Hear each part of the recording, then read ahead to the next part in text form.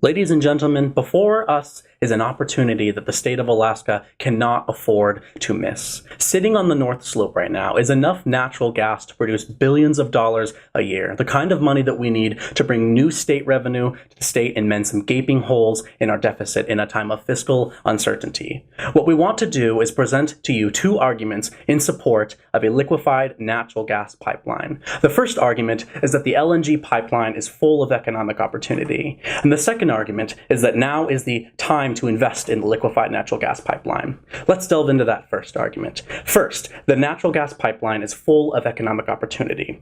First, we want to recognize the significant opportunity to generate lots of state revenue, right? Selling on the market is predicted to generate billions of dollars a year. As I mentioned, the Walker administration is predicting that once the pipeline gets off the ground, we can start producing by 2021 and generate between $1 to $2 billion a year. Long-term supplies of energy mean a long-term source of money to be pumped into Alaska's economy. What we would also tell you is that we have the opportunity to capitalize during a high period of demand within the next few years. According to a research institute called Wood Mackenzie, between the years of 2022 and 2025, there will be a massive increased global demand for LNG. That means the highest opportunity for cash flow. Imagine that $1 to $2 billion a year capitalized during that high period of demand to even several more billion dollars a year. Lastly, what we would tell you is that there are lots of taxes on this project that we can also capitalize on. Just the property taxes alone is enough to bring enough state revenue to mend some of the gaping holes in our deficit.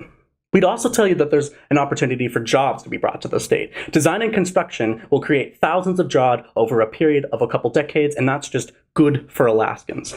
Finally, we would tell you that there's plenty of economic benefit to spread to the entirety of the state. The pipeline will consist of 5 outtake points along an 800-mile-long line where gas can be taken out and used in Alaska. If you are in one of those outtake points in Fairbanks or even in Bethel or anywhere in the interior region of Alaska, where you can dramatically reduce the costs of energy by outtaking that energy and using it within those communities so that people can live a more sustainable life and not have to pay as high of energy costs as they do currently. The second major argument we want to bring to you is that now is the time to invest in the LNG pipeline. Recognize that we've already spent around $500 million on research for the pipeline. That means ensuring the efficiency and the economic viability of the project, making sure it is environmentally friendly, and ensuring that we have the proper regulatory filings to ensure that this pipeline is done right and that it's done sustainably.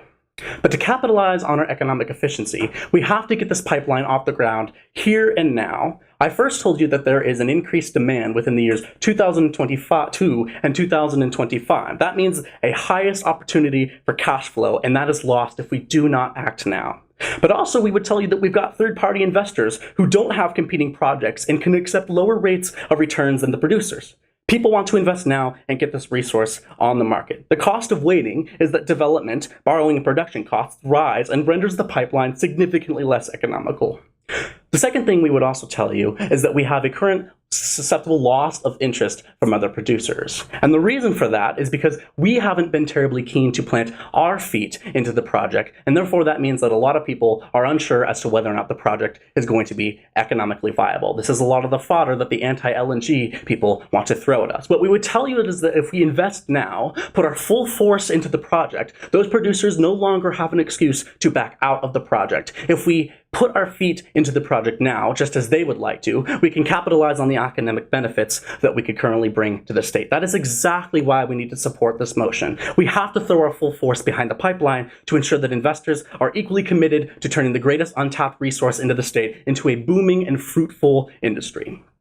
At the end of the day, it's clear that investing in this pipeline here and now yields the highest returns. With a budget deficit of more than $3.5 billion, we've got to diversify revenue streams with a resource that has a known quantity and a known demand. Once we capitalize upon that resource, we can start to see that $3.5 billion deficit start to reduce. We can stop having to cut schools. We can stop having to cut domestic violence prevention funds. And we can stop worrying about the future of our children and the future of our state and the future of whether or not we will be an industry that can be capitalized on in the future. So for those reasons, the first being that the LNG pipeline is full of economic opportunity, and the second is that now is the particular time to invest in the LNG pipeline, we urge you to propose this motion. Thank you.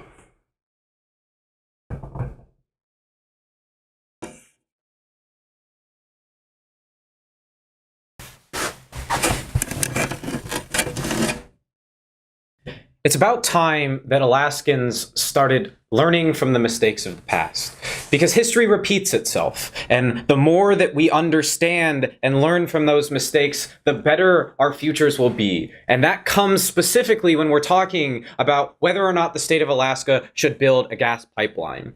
Two major reasons why not. First, why natural gas is a bad economic prospect, and then secondly, why specifically now is a bad time to invest. But a little bit about what that pipeline might look like. We recognize from reports that would cost between $45 to $65 billion to create a pipeline that could get liquid natural gas from where it is on the slope and other parts of interior Alaska down to where we could actually ship it so that it could be processed. This would take over a decade to actually create, and we don't have any current commercial contracts lined up for people to sell this to. So we're talking about a large-scale infrastructure project that has little public support and no demand currently. So, why exactly is natural gas a bad economic prospect? We would tell you that the uncertainty of this market is a serious reason why not to invest. Having something like natural gas, which is down nearly 20% in just the last 2 weeks alone, is the type of uncertainty that you can't base a state budget off of. Even if you imagine that you're getting oil revenues and oil taxes from that type of pegging your state government to $100 a barrel oil is the exact reason that we're in a budget deficit right now. That uncertainty doesn't just come from the domestic production of natural gas, though. We have, when we develop natural resources, foreign sellers like OPEC, who you are directly competing with, who can flood the market to devalue your resource in an instant. That same sort of push also comes from alternative energy markets, whether it come from developments in coal or alternatives like wind, solar, and tidal that continue to develop. And countries like Germany, Puerto Rico, and Sweden continue to move forward and progress the amount of technology in the ways that we're getting energy. Investing in something that has a 10-year prospect before we even see any money whatsoever and has a $45 to $65 billion price tag to it means that we're going to be in a lot of debt. And if those returns don't come, or there is some uncertainty to that price, we're in a much worse financial situation and a much worse fiscal situation than we are currently. That is why natural gas is specifically bad as an economic prospect. But why uniquely is now also a bad time to invest?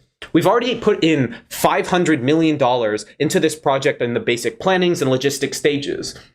And after that $500 billion, we're looking at Conoco, BP, and Exxon. Our three major partners have already pulled out of this project. According to Bill Walker, we already have a $3.2 billion budget shortfall that the legislature has to overcome coming in the next fiscal year. That's the type of money that is required that you actually need to find realistic solutions to now, rather than making sure and hedging on some bet in the future. When you lose all your money at the poker table, you don't immediately pull your retirement savings and double down on black. What you do is make realistic short-term economic gains so that you can make sure that you're developing the economy. This needs to be a mixture of actually doing budget cuts within the system, as well as doing short-term economic development into small businesses, education, and the community itself. This is the type of development and engagement that will actually create some sort of gains, not relying upon a pipe dream that might not actually get anything to go through that pipeline. What we need to create is a system of very tangible economic good. And that economic good only comes when you have a realistic outlook of what's going to happen in the future. Natural gas is not that thing. Natural gas is a resource that doesn't develop human capital, that is at the whims of foreign markets, and inevitably is going to be phased out over into the future as we move towards alternative energies. It's an economic prospect that has a very short timeline and one that we're not very far along on. It is much more preferable to divert Alaska's resources and tax dollars to something that will give us tangible gains and create a world in which we can much better provide for the people of Alaska. That is responsible fiscal economics, and that is remembering and learning from the failures that we've made in the past. It's time Alaskans learn better, and a pipeline is knowing not to build it, not seeking some pipe dream.